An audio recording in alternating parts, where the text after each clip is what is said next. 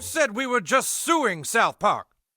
No, I said we were going to use South Park to make sure we never got ripped on again. Salut tout le monde, c'est Xavier, bienvenue sur Watch Mojo français. Aujourd'hui, on vous propose de découvrir les célébrités qui n'ont pas été flattées par les parodies d'elles-mêmes. And Donald Trump called her Miss Piggy. No, how do you know this? And Miss Housekeeping. That's pretty funny. Numéro 10, Kathie Lee Gifford. I'm Kathie Lee Gifford, and I am like so menopausal. Kristen Wiig était de la distribution de Saturday Night Live, mais tout le monde ne semblait pas apprécier ses efforts. Dans une satire du Today Show, Wiig a dépeint Kathie Lee Gifford comme une fille un peu faux-folle avec un penchant pour le vin. Bien que l'accueil général ait semblé positif, Kathie Lee elle-même n'a pas du tout apprécié la parodie, comme le montre son apparition dans l'émission Anderson. Hi Kathie Lee, what do you think of the caricatures on Saturday Night Live? Oh, that was cool. I never see it. Really? Frank and I are in bed at 8:30 at night. Sa réaction a été plus légère que celle de Bobby Brown, qui a qualifié de haineuse la parodie de lui et de Whitney Houston réalisée par Saturday Night Live. Eh ouais, mais la relation du couple était volatile, avec des rumeurs de toxicomanie et d'infidélité rampante. Propice à la parodie, quoi. I mean, you've seen our baby Tina. Yes, I have. You have? Where is she? Yeah, where you been keeping her at?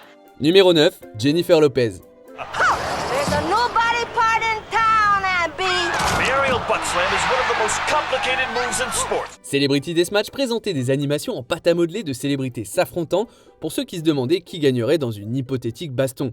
La série n'a suscité que peu de plaintes et lorsqu'on lui a demandé si des célébrités avaient réagi négativement, le créateur Eric Fogel a affirmé que les plus gros problèmes étaient les studios.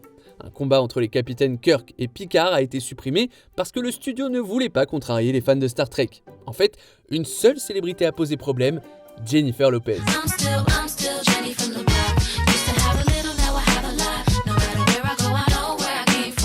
Le match mettait en scène J-Lo et Dolly Parton, dotés respectivement d'un arrière-train bionique et de seins améliorés. Lopez n'a pas aimé sa voix, déclarant qu'elle ne lui ressemblait pas du tout. The only thing that big old butt is good for is a soft landing. You mean like this? Yeah! Numéro 8, Flea.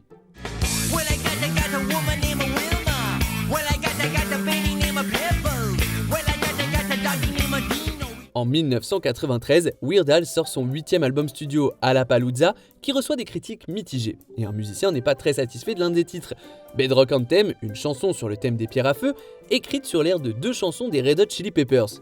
Les membres du groupe n'ont pas été très convaincus par la chanson, mais c'est le bassiste Flea qui s'est le plus exprimé, affirmant qu'il ne la trouvait pas très bonne et l'a qualifiée de sans imagination.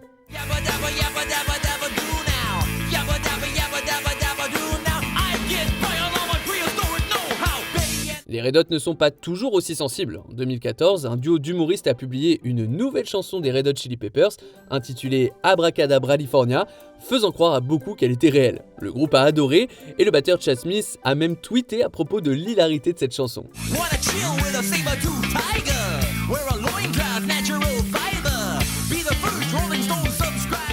Numéro 7, Bobby Brown.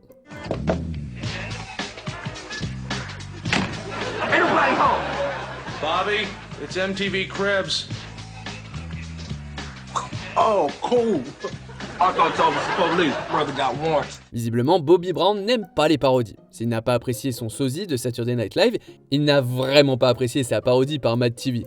Le sketch se moque de MTV Cribs, dans lequel on visite la maison d'un couple de célébrités. Dans ce cas, un Bobby Brown caricaturellement ivre, joué par le comédien Harry Spears, ouvre la porte d'un endroit complètement bordélique. En gros, un repère stéréotypé de toxico.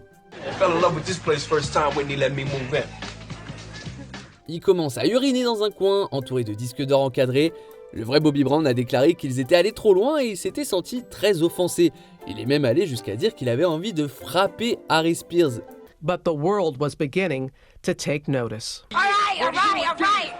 At a certain point, when you're using drugs, you don't know that the outside people that are seeing you. Numéro 6, Morrissey. Can't you see this show is just a cash grab? I'm only here because I lost my fortune suing people for saying things about me that were completely true. Morrissey, l'ancien leader des Smiths, n'est pas connu pour sa personnalité calme et passive. Le chanteur a eu beaucoup d'altercations verbales au fil des ans, et sa réponse à la parodie des Simpsons n'a pas fait exception à la règle. Dans un épisode de la saison 32, Lisa est obsédée par un groupe des années 80 connu sous le nom de The Snuffs et dirigé par Quilobay. Ce dernier est cynique, végétalien et plein d'esprit, un peu comme Morrissey dans la vraie vie.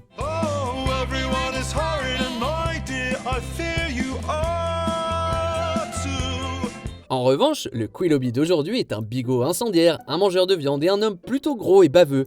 Morrissey n'a pas caché sa réaction. Il a accusé la série de vouloir un procès, concluant, je cite, que dans un monde obsédé par les lois contre la haine, il n'y en a pas qui me protège. Le pauvre petit chat. Numéro 5, Kanye West. Don't be sad for me, guys. I'm going home. Kanye West accepte rarement les critiques, on va pas se mentir. Dans ce cas, il est difficile de dire si Ye était d'accord avec la parodie ou non. Moi, je prends le pari qu'il n'a pas apprécié. En 2009, South Park a diffusé un épisode dans lequel une blague fait le tour du monde. La blague consiste en un jeu de mots. Les bâtonnets de poisson ressemblent à des parties intimes de poisson. Par conséquent, quiconque aime les bâtonnets de poisson doit être un poisson gay. La blague est racontée à Kanye, qui ne comprend pas. Il s'ensuit alors une scène d'agitation. Hey man, I'm a genius, alright? I'm the most talented musician in the world. If I was a homosexual or a fish, I would know. You're a rapper. Yes. An entrepreneur. Yes. And you like fish sticks. Yes. You're a gay fish. No, I am not no gay fish. West lui-même a fulminé en ligne après l'épisode, oscillant entre dire que c'était drôle et dire qu'il était blessé, et il y a fait référence de manière négative dans certaines de ses chansons. 10 ans plus tard, il continuait même à évoquer la parodie, même si j'ai l'impression qu'il n'arrivait toujours pas à la comprendre. I wouldn't have never wore a pink polo. I wouldn't have never wear skinny jeans. Everywhere I go, people pants smaller than mine. And I'm the one who you eat fish sticks because I have skinny jeans on. Numéro 4, Oprah Winfrey. I know just what you mean. I know just what you mean. You know, me and Stedman broke up. Oprah Winfrey a connu une bataille très publique contre son poids à la fin des années 80 et au début des années 90. Au sommet de la gloire de son talk show, son poids fluctuait et des parodies s'en suivaient. Un sketch de l'émission In Living Color est peut-être allé un peu loin. On y voit Oprah animer son talk show et manger jusqu'à ce que son corps ne puisse plus le supporter.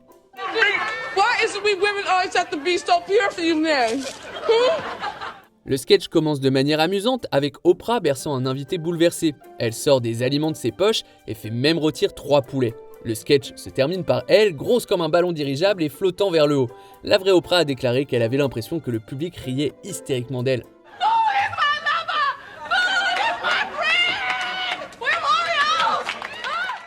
Numéro 3, Donald Trump. Donald, there's still 88 minutes left. It's a 90-minute debate. My microphone is broken. Saturday Night Live a parodié Donald Trump à plusieurs reprises et il ne l'a jamais apprécié. En 2016, Lord Michaels a appelé Trump pour lui annoncer qu'Alec Baldwin l'incarnerait dans les prochains sketchs du SNL, ce qui a flatté Trump. Mais après le premier sketch de Baldwin, Trump a qualifié le portrait de coup monté contre lui, déclarant que l'émission devrait être supprimée, carrément. Watched Saturday Night Live hit job on me. Time to retire the boring and unfunny show. Alec Baldwin portrayal stinks. Media rigging election. En 2017, un sketch mettant en scène Scarlett Johansson dans le rôle d'Ivanka Trump dans une publicité pour le parfum Complicit a réussi à froisser sérieusement la fille de Trump. Elle n'aurait, je cite, pas pu s'empêcher de le déplorer, de dire à quel point c'était offensant, à quel point c'était ridicule, lors d'une réunion du personnel de haut niveau. A woman like her deserves a fragrance all her own, a scent made just for her, because she's beautiful, she's powerful, she's complicit. Numéro 2, Tom Cruise. Don't you understand, Elron? It's me, Tom Cruise. Yeah, I know who you are. Well, haven't I done well, Elron? Haven't you enjoyed my acting? Which film did you like best? Tom Cruise est une superstar et à ce titre, il a été la cible de nombreuses parodies, c'est le jeu. Cruise a fait l'objet de nombreux débats sur sa sexualité au fil des ans et South Park s'est penché sur la question tout en s'attaquant à sa religion, la scientologie. The frozen alien bodies were loaded onto Xenu's galactic cruisers, which looked like DC-8s, except with rocket engines. The cruisers then took the frozen alien bodies to our planet, Earth, and dumped them into the volcanoes of Hawaii. Dans un épisode intitulé Piégé dans le placard, Cruz est représenté en train de sortir du placard, ce qui n'a pas beaucoup plu à l'acteur. Dans cet épisode, Stan découvre qu'il est la réincarnation du fondateur de la scientologie, L. Ron Hubbard. Bien que Cruz n'ait pas fait de commentaires publics, il a été rapporté qu'il a usé de son influence pour que l'épisode soit retiré des ondes. Barbra Streisand a aussi désapprouvé le Mecha Streisand, un dinosaure mécanique géant d'elle qui est apparu dans la série en 1998.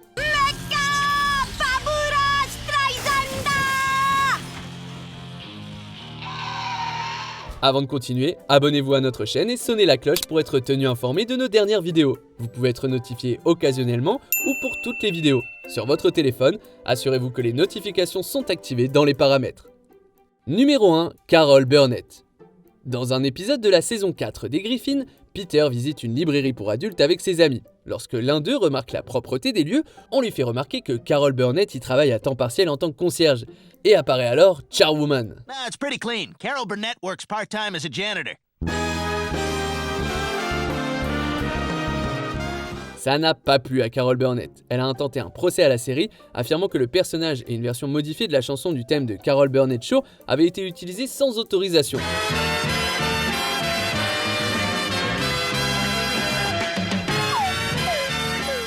Ça n'a pas été dit directement, mais il est possible que Burnett n'ait pas non plus apprécié de voir l'un de ses personnages bien-aimés laver un magasin malfamé. L'action en justice a été rejetée, citant le droit de parodie des Griffins et soulignant les antécédents de Burnett en matière de parodie.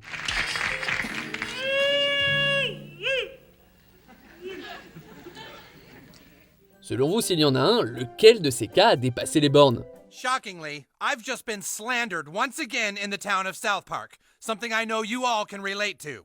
Oh, sure can.